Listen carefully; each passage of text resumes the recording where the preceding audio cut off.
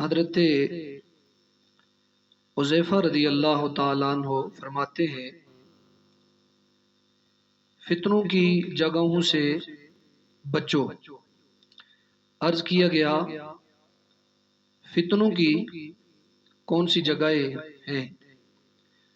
آپ رضی اللہ تعالیٰ عنہ نے فرمایا، امراء کے دروازے فتنوں کی جگہ ہیں۔ حضرت عبداللہ بن عمر رضی اللہ تعالیٰ عنہ سے پوچھا گیا، ہم بادشاہوں کے پاس جاتے ہیں تو ہمارا انداز تکلم کچھ اور ہوتا ہے، واپس آتے ہیں تو اس کے برعکس ہمارا یہ انداز کیا سمجھا جائے؟ تو آپ رضی اللہ تعالیٰ عنہ نے فرمایا کہ ہم اسی چیز کو منافقت شمار کرتے ہیں۔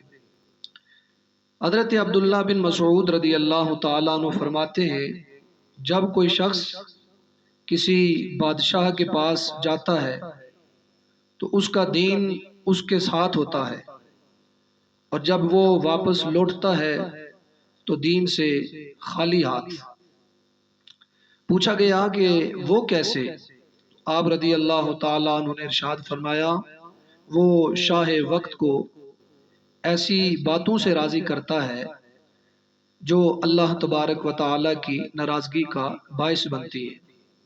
اور اسی طرح بعض اسلاف کا کہنا ہے، جب تم کسی قاری کو مالدار کے پاس جاتا دیکھو، قاری قرآن کو کسی مالدار کے پاس جاتا دیکھو تو یقین کر لے یہ ریاکار ہے۔ اور اسی طرح جب کسی عالم دین کو بادشاہوں کے دروازے کے چکر لگاتا دیکھو، اگر وہ تمہیں نظر آ جائے تو یقین کر لو کہ وہ احمق ہے۔